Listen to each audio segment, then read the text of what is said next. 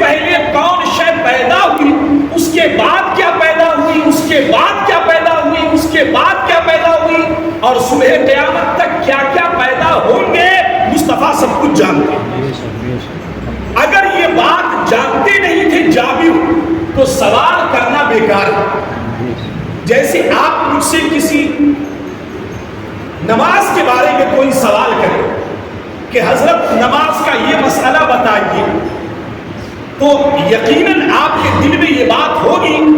کہ امام صاحب یہ مسئلہ جانتے ہو، تبھی تو پوچھا نا۔ آپ مجھ سے کبھی بھی انگلش کے گرامر کے بارے میں نہیں پوچھیں گے، حساب کے علم کے بارے میں نہیں پوچھیں گے، فزکس کے بارے میں نہیں پوچھیں گے، کیونکہ آپ جانتے ہیں کہ امام صاحب کا یہ سبجیکٹ نہیں ہے۔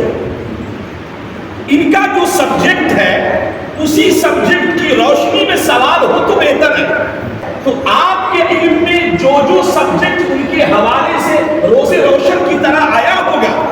آپ اس سبجیکٹ کے بارے میں، اس موضوع کے بارے میں آپ ان سے سوال کریں۔ آپ جان لیں کہ مجھے علم ہی نہیں اور پھر آپ سوال کریں تو آپ کا سوال کرنا عبث ہے، بیکار ہے، لا یعنی ہے، کوئی اس کا مطلب نہیں ہے۔ سوال کرنے والے کا علم بتا رہا ہے کہ حضرت جابر جو صحابی رسول ہے وہ جانتے تھے کہ پیغمبر سے یہ سوال کر رہا ہوں، اور پیغمبر رب کی عطا سے یہ علم رکھتا ہے کہ وہ بتائے کہ اللہ نے سب سے پہلے کس شے کو پیدا کیا، پھر اس کے بعد کیا پیدا ہوئی، پھر اس کے بعد کیا شے پیدا ہوئی،